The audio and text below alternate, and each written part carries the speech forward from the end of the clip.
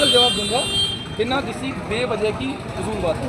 उनका मेन कहना है कि जीन्स की फैक्ट्री चलने की वजह से वो जो कलर होता है, डाई होता है, उसमें से केमिकल निकलता है, जो धागे वो जो उड़ते हैं वो लोगों की स्किन में जाते हैं, जिस वजह से कैंसर जैसी बड़ी बड़ी बीमारियां हो रही हैं, इसलिए लोग परेशान हैं। रेजिडेंशियल एरिया पहली चीज़ तो ये कि ये जो एन ब्लॉक है, ये वाली पूरी लाइन जो आप देख रहे हैं, ये रेजिडेंशियल नहीं, कमर्शियल लाइन है। और कमर्शियल लाइन फैक्ट्री और कारखानों के लिए ही, ठीक है।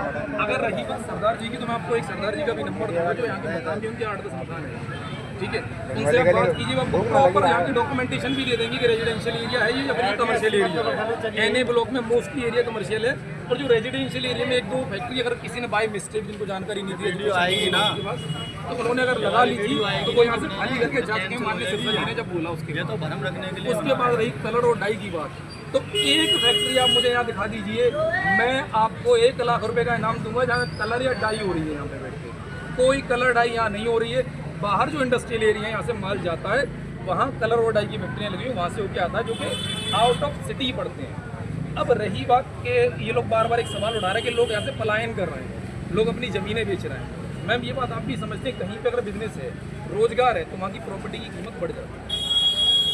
यहाँ लोगों की ज़मीनों की कीमत बढ़ी, अब उनके पास रोजगार नहीं था, अब उन्हें देखा मेरा मकान जो 50 लाख का हो गया, 1 करोड़ का हो गया, 2 करोड़ का हो गया मेरा मकान, और प्रॉपर्टी की कीमत जो मतलब काम मेरे पास कुछ है नहीं, तो उन लोगों ने क्या किया कि उस मकान को निकाल के अपने 2-2 मकान यहाँ से हटके ले लिए, और जो पैसा बच गया उससे अपना बिजनेस कर लिया। तो जो मोटी मोटी गड्डियाँ आप लेके जा रहे हो जेबों में, वो आप रखोगे, उसके बाद ब्लेम डालोगे मार्केट पे। और एक चीज़ का जवाब और दीजिए, आजकल मीडिया बड़ा जिहाद चिल्ला रही है, जीन्स जिहाद क्या मतलब है, इसका मीनिंग क्या है? नहीं, क्या मीनिंग है इसका, ये मुझे पता है क्या मीनिंग है। जिहाद क्या होता है, बता दें मुझे, जिहाद क्या होता है? अब ये पता है क्या, ये ऐसी मानसिकता है जो इस दुनिया में तब तक खत्म नहीं होगी जब तक इस देश में बीजेपी सरकार है। ये सिर्फ नफरत फैला रहे हैं, ये सिर्फ टारगेट करते हैं। इस मार्केट से क्या मुसलमानों की मार्केट है क्या ये हिंदू भी है, सरदार भी है, मैं सबको दिखवा देता हूँ आपको। अब चलिए मेरे साथ अभी एक से मिलवाता हूँ आपको, मैं यहाँ का मुकाम जो मैं बताता हूँ आपको। ये जो इधर उधर से आके इंटरव्यू दे रहे हैं, समझ रहे हैं कि हम बहुत बड़ी तारीफ करें, भाई आप लोगों को रोटियाँ नसीब नहीं थी इस जगह पे जब ये मार्केट नहीं थी, या कोई काम कोई रोजगार नहीं था। आज एक बात आप मुझे बताइए, अगर मैं 1000 रुपये दिन के कमाता हूँ फॉर एग्जाम्पल, तो क्या 1000 रुपये मैं जिम में रख लेता हूँ? मैं उससे जाता हूँ यहाँ से 200 रुपये की मिठाई भी लेता हूँ, उनका रोजगार नहीं चला। मैं 300 रुपये की सब्जी ले रहा हूँ, उसका रोजगार नहीं चला। 100 रुपये का दूध ले रहा हूँ, उसका रोजगार नहीं चला। एक काम से एक चेन सिस्टम बनता है, हजारों लोगों का रोजगार बनता है उससे।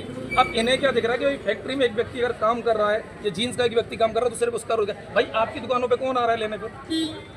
माननीय सिरसा जी से मैं एक और अपील